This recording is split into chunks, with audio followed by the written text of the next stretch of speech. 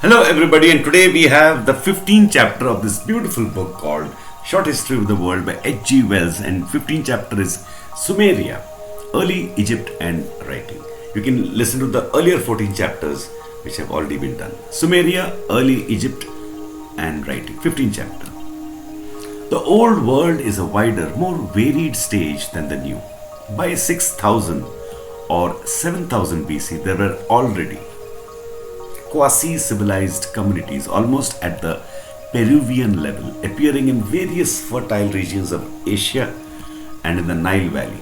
At that time, North Persia and Western Turkestan and South Arabia were all more fertile than they are now, and there are traces of very early communities in these regions.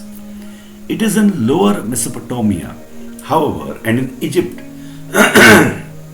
that there first appear cities, temples, systematic irrigation, and evidences of a social organization rising above the level of a mere barbaric village town.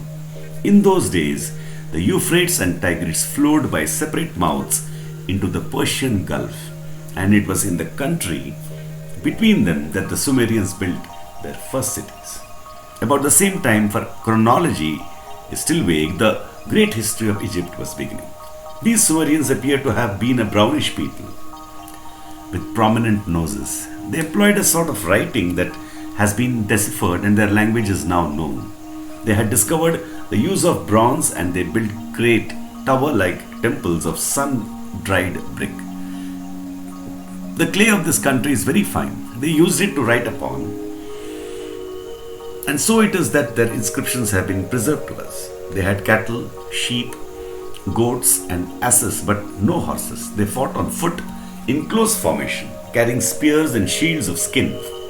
Their clothing was of wool, and they shaved their heads. Each of the Sumerian cities seems generally to have been an independent state with a god of its own and priests of its own. But sometimes one city would establish an ascendancy over others and take tribute from their population. A very ancient inscription at Nippur records the empire, the first recorded empire of the Sumerian city of Erech. Its god and its priest king claimed an authority from the Persian Gulf to the Red Sea.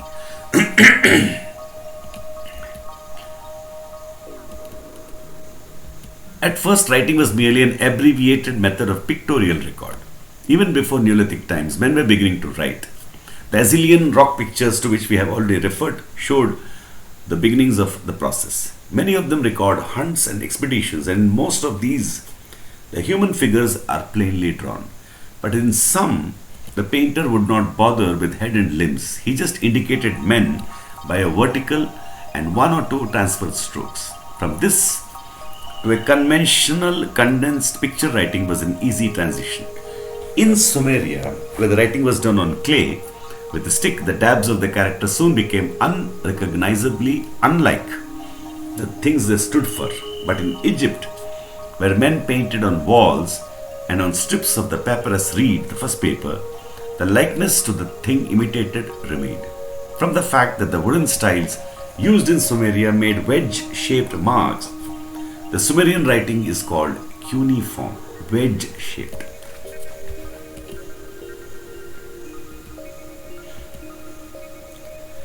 An important step towards writing was made when pictures were used to indicate not the thing represented but some similar thing. In the rebus deer to children of a suitable age, this is still done today. We draw a camp with tents and a bell, and the child is delighted to guess that this is a Scotch name. This is the Scotch name, Camp Bell. The Sumerian language was a language made up of accumulated syllables, rather like some contemporary Amerindian languages, and it lent itself very readily to the syllabic method of writing words, expressing ideas that could not be conveyed by pictures directly. Egyptian writing underwent parallel developments. Later on, when foreign peoples with less distinctly syllabled methods of speech were to learn and use these picture scripts, they were to make those further modifications and simplifications that develop at last into alphabetical writing. All the true alphabets of the later world derived from a mixture of the Sumerian cuneiform and the Egyptian hieroglyphic priest writing. Later in China, there was to develop a conventionalized picture writing, but in China it never got to the alphabetical stage. The invention of writing was of very great importance in the development of human societies. It put agreements, laws, commandments on record. It made the growth of states larger than the old city-states possible. It made the growth of states larger than the old city-states possible. It made a continuous historical consciousness possible. The command of the priest or king and his seal could go far beyond his sight and voice and could survive his death. It is interesting to note that in ancient Sumeria, seals were greatly used.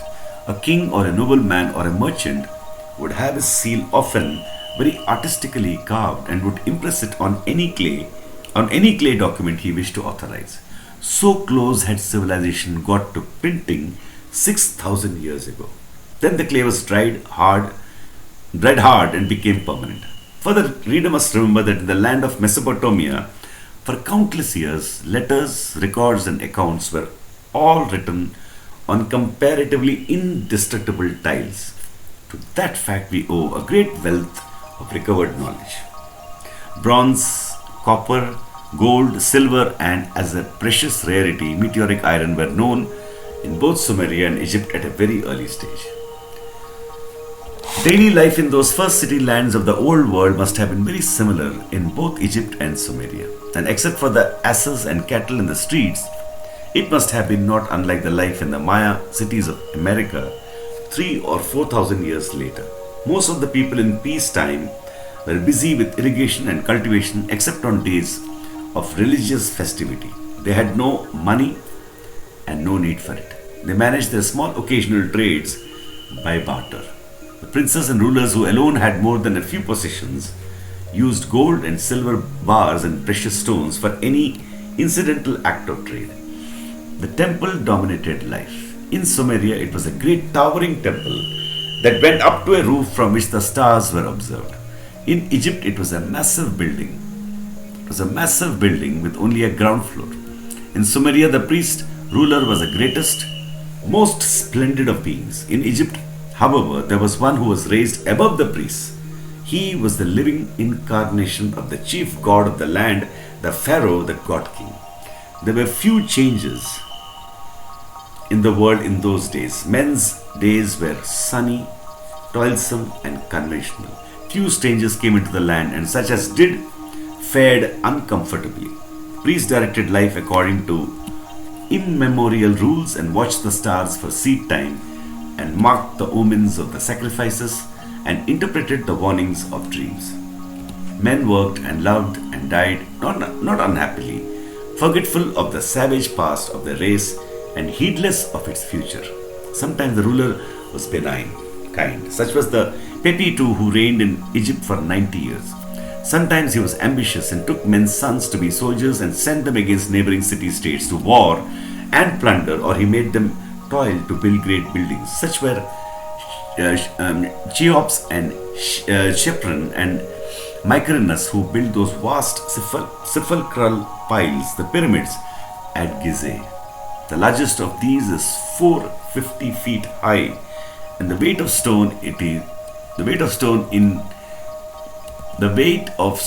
it is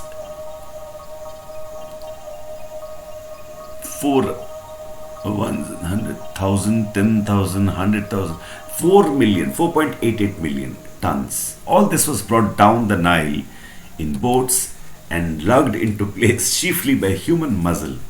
Its erection must have exhausted Egypt more than a great war would have done. And that completes our 15th chapter, Sumeria, Early Egypt and Writing. The next chapter will be the 16th chapter, Primitive Nomadic Peoples, and we'll do that in the next video.